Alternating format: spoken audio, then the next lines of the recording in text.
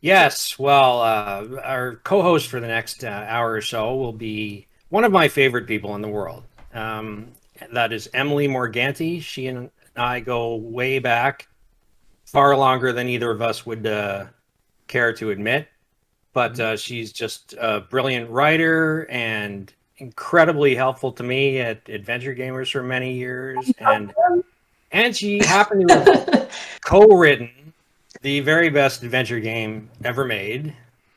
You've probably never heard of it. It's called Christmas Quest. Emily, welcome. Hi. Good to see you guys. How you doing, Emily? How's it going? Good. Getting better You know by if the Jake's minute, my ready? friend. Should we just bring him right in, or Yeah, Jake is ready. Yeah, Jake's I- gonna I- need he's gonna need video power. Yeah, he couldn't turn his camera on. I'll give it to him once he's here. Yeah. Okay. Come on in, So you can Jake. send him on in. So while you're bringing Jake in, let's talk about the past with Emily here and Adventure Game. Well, not just Emily, also with Jake for your old venture, all of your old ventures at Adventure Gamers. Yeah, that's We're, right. we're old school. Yeah. Emphasis on the school, not the old part. Old school. Yeah. Yeah, take it easy. Yeah, no, I was just chatting with the people in the staging room about how long had we been on Adventure Gamers, and I think I probably started reading the site in 2001 or 2002. Jake was even longer than me on adventuregamer.com, but and then Jack and I started on the staff at around the same time, maybe 2004-ish. Hey, Hello. Jake, long Hey. time no see. when Okay, did you Jack, start how's it going? reading Adventure Gamers?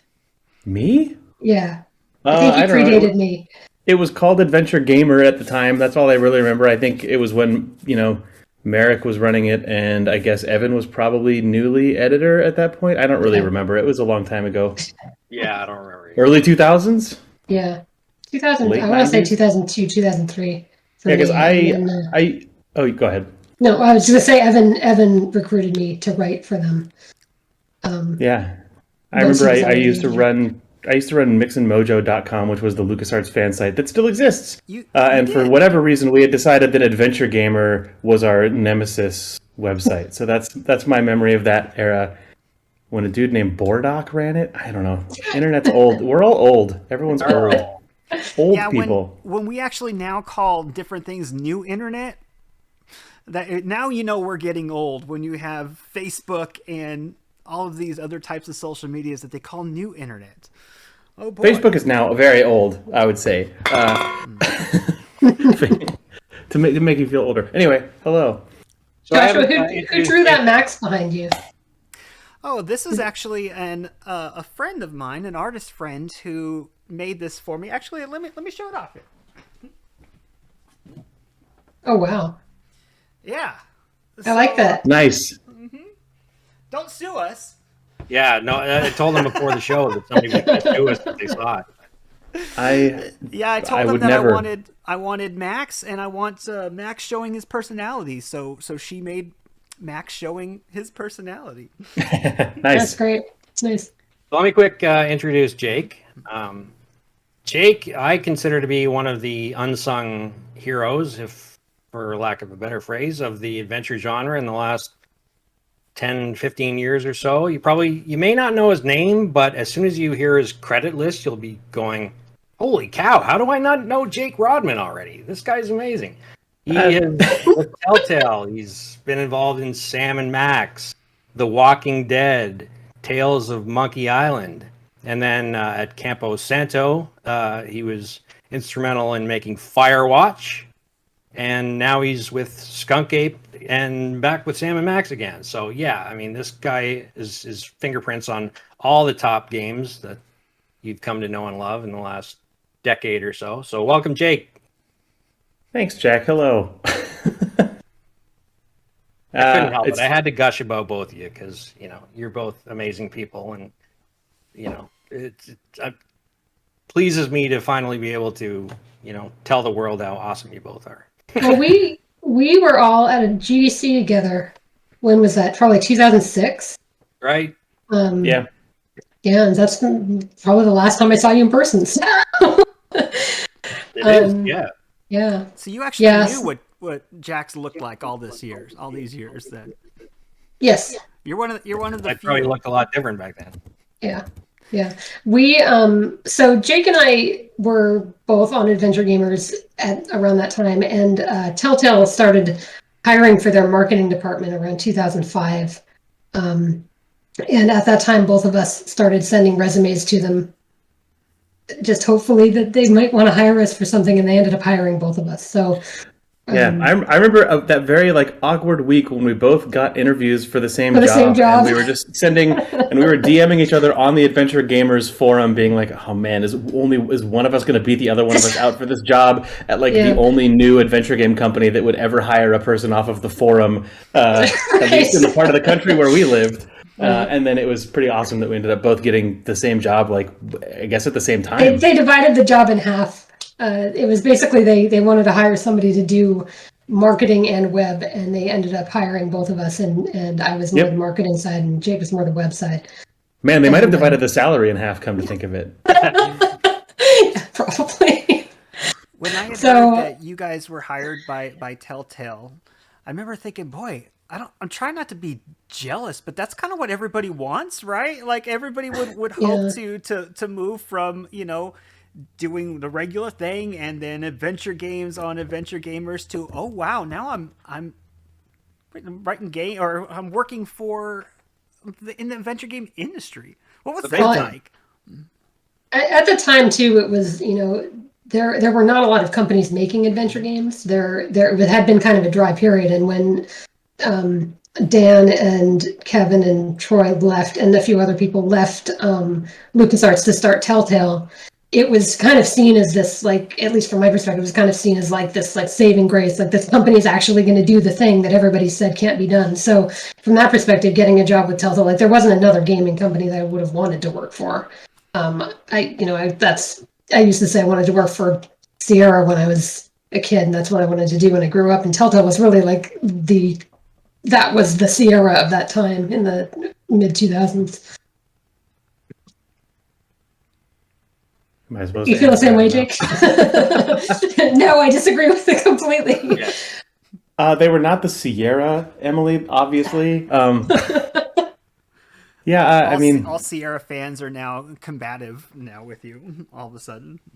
No, I mean, working at Telltale in early days, I mean, both Emily and I, we did not really work on the games in the first many years there. We were working on the internet side, and I think that at the time, it was just like, I don't know, when we were at Telltale at the very beginning, there were probably about 15 people in the building total, in this really awful office space next to a Ross and next to like an inmate anger management out program. But and there was a psychic. We were also next to it was a psychic and a massage parlor and like an anger management thing for San Quentin inmates. It was a nice place to make a Sam Max game, I guess, in that regard. But I mean, I feel like me in the early days of working at Telltale, I had come from being a person who wrote a bunch of really impassioned posts on the Adventure Gamers forum about how adventure games should work, and I believed very firmly in all of my own opinions, and then I went and had to work with a bunch of people who actually knew what they were doing, and it was initially difficult because all that I did was be really excited on the internet, and I was really excited about all of our games, and then occasionally write incredibly, in hindsight, rude, not good emails to way too many people in the studio about what we should or shouldn't be doing, and how I knew this because I was the adventure game liker. I was very young and small and stupid. But being able to work with all those people at the beginning of Telltale was awesome.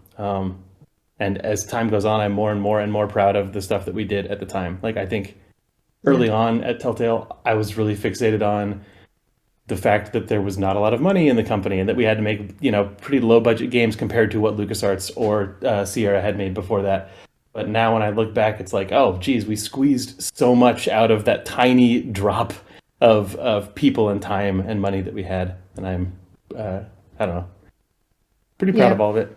I think I see that now with the Sam Max games, so Skunkape's remastering these games, and I'm working on the PR for those, and I sit down to play these games, and it's like in the back of my head, I know the puzzles, I know the story, I have this idea in my head that this kind of this janky, low-budget game, And a lot of that was just graphics. There were concessions that were made so that it could be a really small download that you could download over dial-up.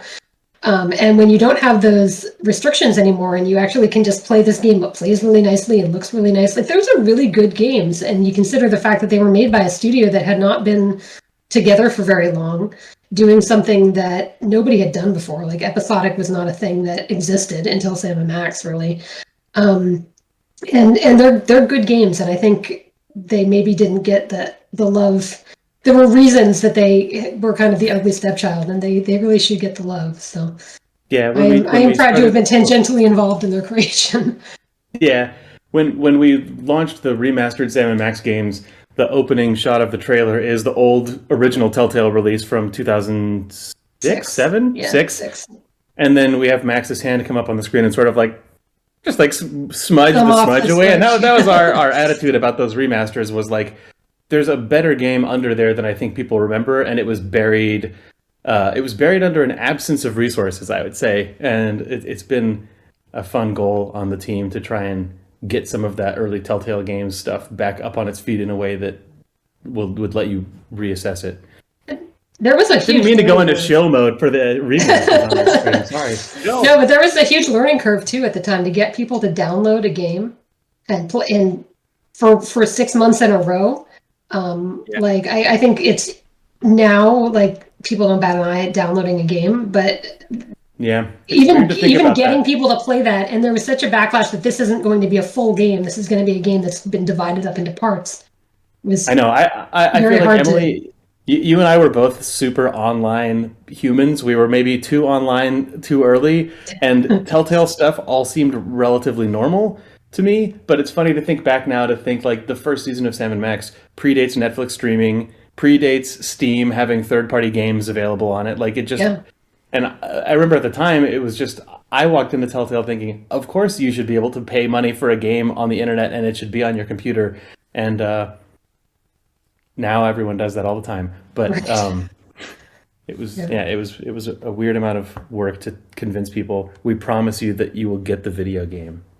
Yeah, Your we'll send you a computer free will have- DVD at the end. I swear to God. Yeah. Telltale's still one of the very few companies that actually got it right. I mean, there are a few, Don't Nod has been pretty successful at it recently, but most companies that try it, they often didn't even finish, or the release schedule is so staggered that nobody even cared by the end. But yeah, For episodic, that's true. But I mean, I think even we were struggling with the notion of downloadable as a thing that people had to understand. And yeah, Telltale definitely made it like exponentially harder on themselves by saying, how many times have you downloaded a game to your computer that you paid for? Oh, none? Really? Okay, well, what if you did 6 of them and they were all related to one purchase? We promise it'll all work. And yeah, I mean, to their credit, at least starting with Sam & Max Season 1, they basically delivered on the thing they said they would make up until they were exploded in 2018. So Jake, you eventually R.I.P. got far more involved in actually making the games, though, right? Even though you didn't start that way. Yeah. I started off at Telltale with Emily doing forum and community stuff, and then I ended up sort of sneaking my way into doing some graphic design. Like I did a lot of web design at Telltale, and that moved into doing user interface design on the games, like the inventory screens, the menu screens, adventure games don't have that much user interface, but I ended up working on that. And that kind of slowly let me get into the design meetings that the designers and writers were having, until I eventually was allowed graciously by Dave Grossman to be one of the people who did game design on Strong Bad's Cool Game for Attractive People, which was the Homestar Runner themed game that we did on WiiWare in 2008. And WiiWare. and from there, when we did Tales of Monkey Island, I ended up getting to direct an episode of that. And I then did some design and direction on Sam & Max Season 3. And from there, I think it was Puzzle Agent and Poker Night, one of the few non-adventure games Telltale made. And then after that, I ended up doing season-wide game design and narrative direction on Walking Dead Season 1. And then I think Telltale didn't know what to do with me, so they told me my new job title was creative director. So I ended my career at Telltale as the studio creative director, but that really meant I was just in a lot of meetings and not working on games anymore, and then I left and made the game Firewatch with my friend Sean Vanneman, who was the other writer on, or the other season showrunner, I guess, on Walking Dead season 1. Okay. And so I somehow managed to sneak up the credits list at Telltale over my time there and worked on a bunch of stuff. Yeah. No sneaking, I don't think. And in the meantime, Emily was becoming sort of the PR queen extraordinaire. She knows doing PR for every adventure absolutely game. everybody. Yep. And she's so brilliant at what she does. And, she made my job as editor of Adventure Gamer so easy because I could always count on her to give me exactly what I needed when I needed it. And I'm sure she did the same for everyone, all the other journalists covering their games. So that was pretty impressive. So I try. the two of you were both gone sort of before Telltale blew up, right? Yeah, I left in 2009. So you just kind of both left to pursue your own paths, or did you see writing on the wall? I'm not trying to talk negatively about Telltale. I'm just curious about the timing. You want to go first, Emily? Yeah, well, I left. I had been there for about 3 years, and the company, I think, at the time that I left was maybe going through some growing pains of they had taken on some investment, they had had some success, they were getting bigger, and there were some stressful things that made me decide I didn't want to be working in a company at that stage of the company's kind of size and everything. So I left, intending to write the Great American Novel, which didn't work out. But I found that I'm still working on it.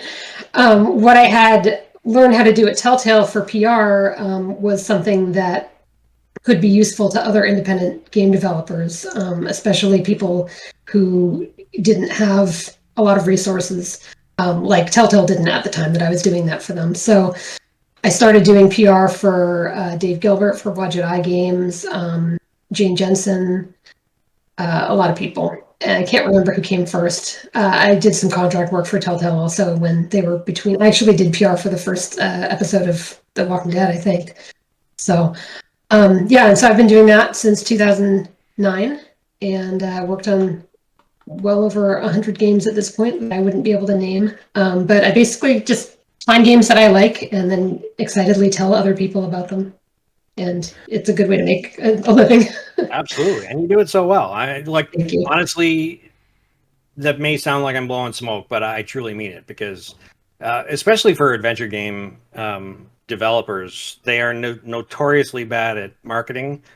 So, to have such a professional publicist dealing with games, it just made life so much easier for me. And Nice. I'm sure did so much for the games. Jack is glowing here. He doesn't talk like this or even look like this for anybody. I know. What's going on here? Jack Allen being a nice, smiley, happy guy. It's great. I will get you review copies for your new site. Well, you would have anyways. Yeah, I can't even butter you up, But, okay, so Jake, you went from Telltale. Yeah, I guess the easiest way to think about it for me was when I started at Telltale, I was doing, like I said, just community management, like forum moderation, web design. And because I had all these opportunities to keep changing my job inside of the company, I was just learning new stuff all the time. And that was, Telltale had a lot of issues and a lot of reasons to be grumpy about various things because it's Telltale.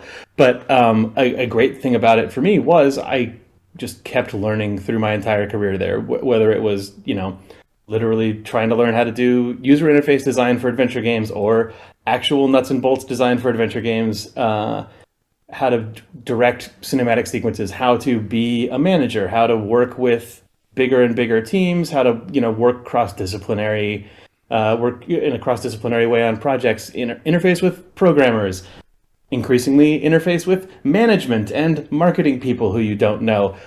There was always new stuff to learn. And then when I got to the end of Walking Dead Season 1, which was a very crazy and demanding endeavor for me and the whole team, in which I did learn a lot. Like I was running a project that ended up being the biggest. Like I was on the creative management side of what ended up being Telltale's biggest game. It ended, and then the people who owned the studio said, "That was great. How do you feel about doing The Walking Dead 2 and then The Walking Dead 3?" And the answer was like, I really have to think about that, because suddenly it would be people who had been for my entire career giving me opportunities to do new stuff, to just say, how about you just do exactly the same thing over and over again for what will probably be the next 4 or 5 years of your life. And that was when me and Sean realized, Walking Dead Season 1 has done really well. It was really well received. If we want to try and do our own thing, this is probably the exact moment to do it. When people remembered that, or people, even if they didn't know our names as game designers, they knew that game. So that was, Telltale at that point, I think, financially was doing well. Culturally, it seems like right after The Walking Dead was the beginning of a pretty tumultuous time, because Emily left right when the sort of pre-Walking Dead growing pains, the growing pains that resulted in The Walking Dead, were about to begin around the time Emily left. And then the next really insane, painful growth spurt of Telltale was right after The Walking Dead, and I left right before that. And we started our own game company to try and do indie narrative games made with about a dozen people. Which again was which ended up being Firewatch, but that was again an opportunity to just learn an outrageous amount of stuff on the job instead of being asked to just do the same thing multiple times. Yeah, Firewatch really took the world by storm.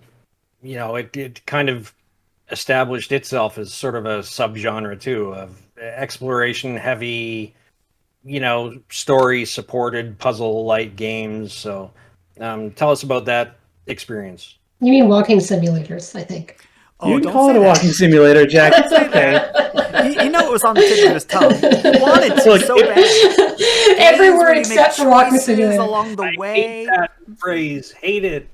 Look, it was a name born out of hatred, and unfortunately, no one has come up with a better name for it, because as you were just like, it's kind of like a whole paragraph on text. Yeah, I know. It stinks.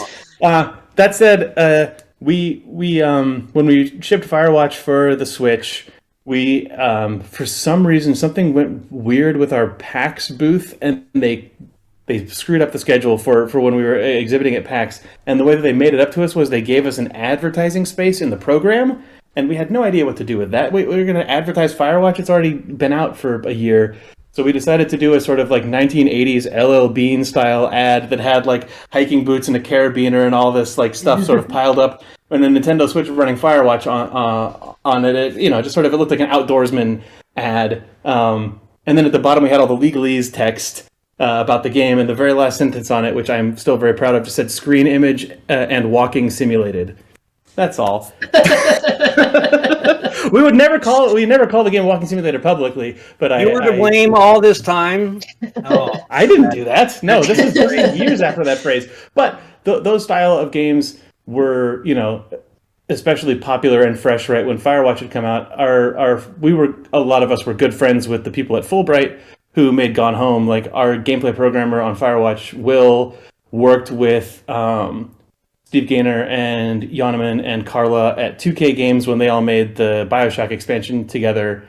And a few of us had done podcasts with those guys, and we were all, I think, really interested in how can we take the sort of kind of two sides of games that we like, which are when you're playing a big first-person action game like BioShock or Half-Life or any of those, the narrative and exploration parts of those games are often the truly memorable, great parts of those games.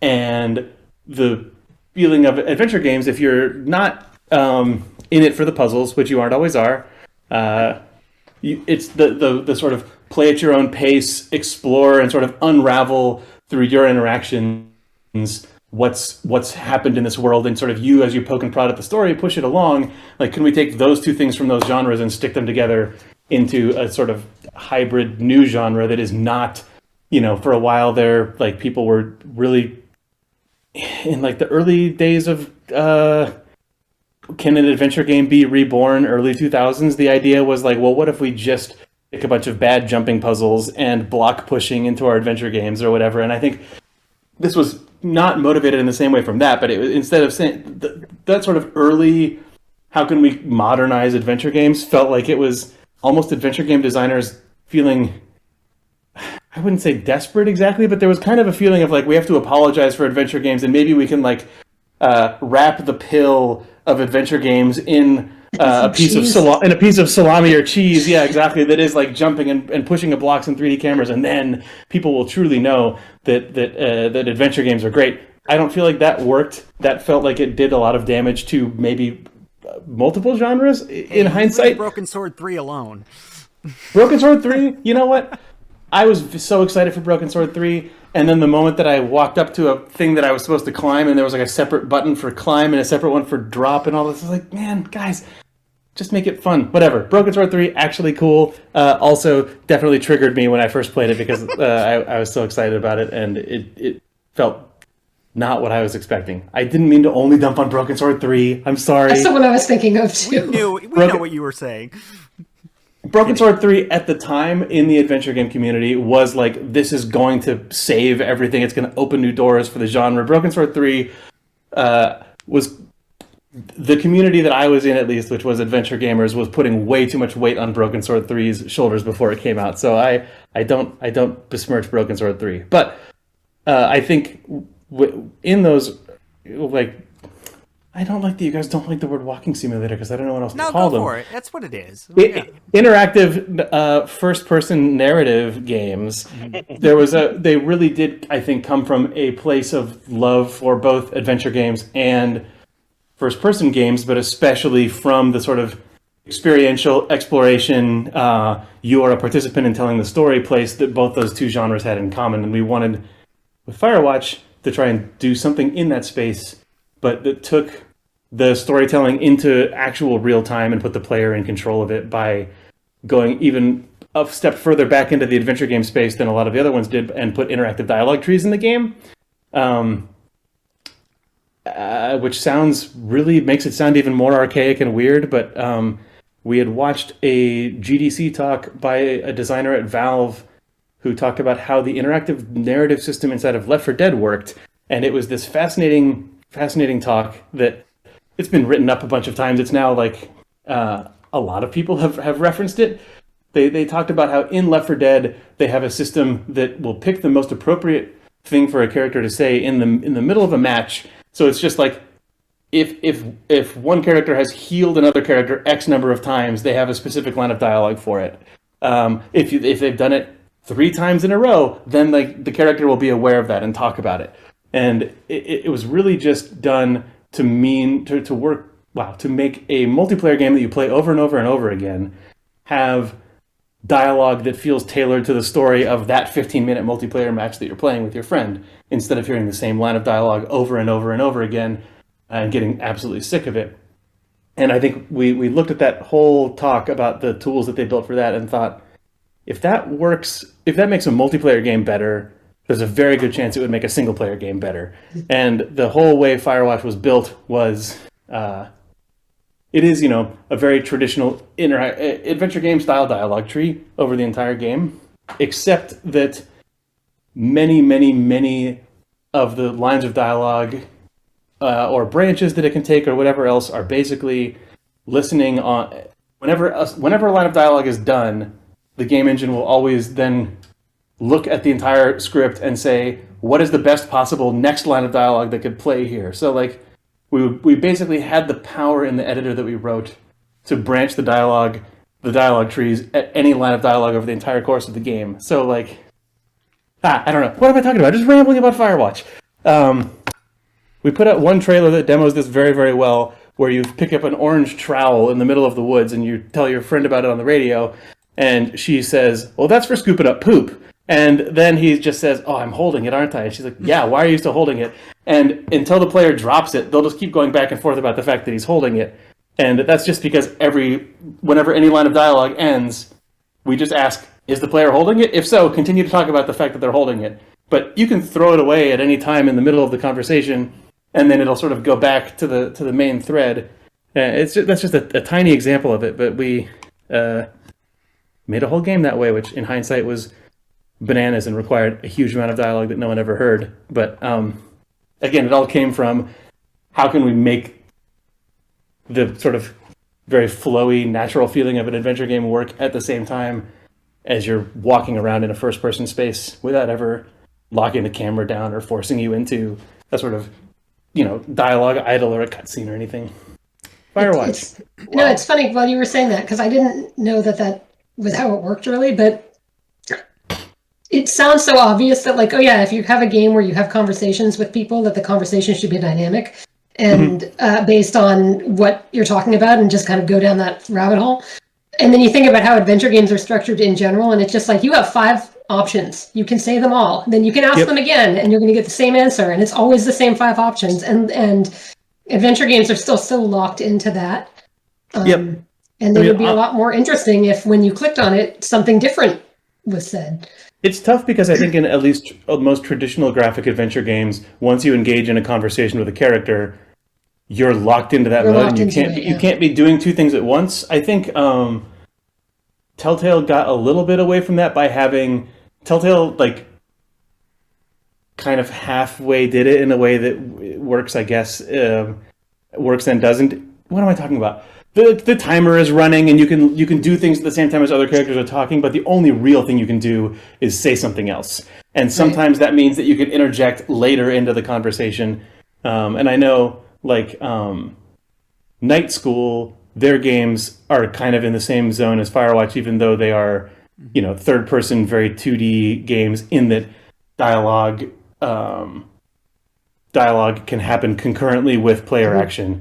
That's like Oxenfree and and which I know that Night School's also got some ex-Telltale folks in it, but I think that was the thing that was super interesting to us in Firewatch, which was, can you do like traditional adventure game style or newer Telltale style dialogue trees, but have them running at the same time as a big, loud, noisy first-person player is like spinning their camera around and picking stuff up, and in the middle of a conversation just being like, oh, well, that cloud over there is actually more interesting than what we were talking about. And can we build tools that would take all of that input and try to use basically adventure game style dialogue trees to be forced into the role of being a really good improv partner with the player who is just a cacophonous noise machine who is infinitely distracted by whatever shiny thing they happen to point the mouse at, and not say no. That was the goal. And cacophonous noisemaker. I like that. That. Yeah. I mean, that's basically I don't know. I've been surprised that it has not been a thing that people have tried folding back into a 2D adventure game, but it might be harder because in a first-person game, just where you're looking can be really meaningful, whereas in a third-person game, there's a little bit more of a disconnect between the player and the player character. You always, in a traditional point and click, you, I guess, feel more, like, are you the actual player, or are you sort of their weird hovering consciousness? Are you a ghost haunting the game who's kind of planting suggestions in their mind? Whereas in a first-person game, you literally are the person. I don't know. In most games, I mean, in Firewatch, I think one of the reasons it worked is because you're on the radio. And so you can be walking off and doing things and still having a conversation. Whereas if you were doing that in the middle of a third-person whatever game where you've got your 2 people talking and you're just like walking around doing other things while you're having a conversation, it would be weird. It would be weird. We're running a little short on time, but I kind of want to go to where we're at right now and talk about what we can expect from the Sam Max universe going forward. Or Skunkape in general. Maybe you have more than Sam Max in your Sure. I mean, for those who are these weird Skunkapes? Yeah, for those who don't know, Skunkape is a small company made of a handful of very, very early Telltale developers. When Telltale went out of business in 2018, we sort of banded together and bought the rights to the 3 Telltale Sam Max games. So we don't own Sam Max as a creation. Your fan art in the background is still safe until Steve Purcell himself, the creator of Sam Max, decides to come after you and squish you into dirt. But so we own the season 1, 2, and 3 of Telltale Sam Max games, and we are slowly working through them and remastering them and putting them on as many platforms as we possibly can. Oh man, Ron and Dave are coming up next. Well, just ignore whatever I'm talking about. Although Dave was the lead writer on Sam Max Season 1, and he was head of Telltale's writing team for the entire duration of all 3 of these games. So this is just a preview of what's to come. But anyway, I have to honestly say we don't have any official news to announce right now, other than we're continuing to work on everything. We just finally got Seasons 1 and 2 the Season 1 and 2 remasters on PlayStation. They originally shipped on PC. Which? And yeah, I was going to say just like around last year and the year before. And yeah, they originally switched. They originally shipped on PC and Switch. Then we've moved them to Xbox and PlayStation. So we've been slowly expanding them out so as many people as possible can be subjected to Sam Max. And we are continuing to work on other unannounced but perhaps predictable projects as well. But we don't have anything to talk about in that regard right now. Sorry, live stream audience. Well, It's watch really- YouTube go crazy with their speculations as to what it is. It's really fun. I've enjoyed it just because it is like, like Jake mentioned, when we started at Telltale, there were about 15 people there. I think I was the 16th employee. Skunkape is even smaller than that. And, it kind of does harken back to the days of when there were 3 of us who didn't completely know how to put a game on the internet for thousands of people to download. Like, we're doing that again. This time we're getting it onto PlayStation and Steam, but it does feel like a kind of a small, close-knit team working to put out this passion project. Yeah, And it the really fans are really great too. The fans love it. It really is a cool labor of love to be able to go back and do, like, for me, it was my first game that I worked on, Sam Max Season 1, and I got into the adventure game, like, fan scene because of Sam Max. I ran a cool website called the unofficial Sam Max website at sammax.net in, like, 1999. But being able to go back and look at your old stuff and make it look nice and, really George Lucas it up, add a lot of bad, new creative content that people will be incensed about forever and ever. So it's really runs the full gamut of the emotional experience you could expect when reassessing your old work. Mostly it's very satisfying and fun to be working with Sam Max again, and to be working with my friends Dan and Randy and John and Emily and a bunch of other old Telltale folks. Jared Emerson Johnson, Telltale's longtime composer, came back and did a bunch of new music for it. Anyway, I'm taking time away from Ron Gilbert Actually, and Dave this Grossman. is a good time to do a trivia question and give away a Sam Max remaster. Oh, yeah, sounds great. Do that. Are you guys ready? So here we go. So Wait, do we have to get the trivia right? No. You guys are. I was going to say, is my ability to answer Sam Max trivia going to somehow alter someone else's ability to win a free copy? Because if so, I would apologize. That would be a good game. Now. I'm pretty terrible. sure you have Sam Max remasters, so no need. I do. So let's go here. So, which character changes jobs in each episode of Sam Max Season 1? Oh, I know this one. Which character changes jobs in each episode of Sam Max Season 1? First one who says it gets the game. If I had just hit the buzzer and answered, I would have answered it wrong. But I You know the answered it answer. wrong? Yeah, Miss Lily. Wizard. Subjected to Sam Max. Like we're not subjected to Sam Max, as Miss Lily just said. Okay, that was pretty much the easiest one on this list. I thought that people would get that one quicker. Did someone get it? The answer. It's been so long since I've actually played it because I didn't play the remaster. There Are we we talking go. about Glow YouTube Kids chat? Yeah. Adventures. Glow Kid got it. Steps up. Thank you. So it was Sybil Pan. Is it Pandemic? It is. It's not spelled like that. It's with a K though. Yeah. So So no relation to any other. No pen. relation. no, but also because you got the spelling wrong, you could like remove the shrink wrap to slightly lower the value of the copy. Or no, I don't know if it's is it a hard copy? What's being given No, away? it's a game Oh, key. I see. It's a key. Well, that's fine then. Guys, we are so appreciative of you coming on, sharing your past experiences, talking about what you could possibly have going on in the future. Thank you for celebrating our opening day, our opening 24 hours at Adventure Game Hotspot. Thanks for Yeah, having us. congrats on the new site. I'm really excited to start reading it. Well, Thanks. tell everybody where they can find these Sam and Max remaster games. You can All find the them places. at skunkapegames.com or type some combination of Sam Max, Sam ampersand Max, Sam and Max, whatever it is, into your console or PC store of choice and hope to find them. Sam and Max are 3-letter words and are held together by an ampersand, so search tools hate them a lot. Yeah. But I believe in your ability to find the Sam and Max content you crave. Because that's old I internet, trust though. you. Yeah. Oh boy. Oh, I want to say real quick, Emily, I really want to apologize for many years ago. You traded me a copy of Day of the Tentacle in a box, and man, that's so expensive right now. Oh my god, we were just talking about this. When Limited Run Games put their thing up, I said on the Skunkape Slack, I'm like, I had a box copy of this game in shrink wrap, and I traded it away to somebody, and I regret it now. You know what it was for, And then, too? and then when Jack told me that you were involved with this, I was like, I think that's that guy. I think. Do you remember what you traded for? I don't. It was like a But I remember copy taking of it off my Monkey shelf. Island. It was just. It was what? It was What like was a CD of Monkey Island, like the collection. Long ago, there was like a collection of Monkey Island games on CD.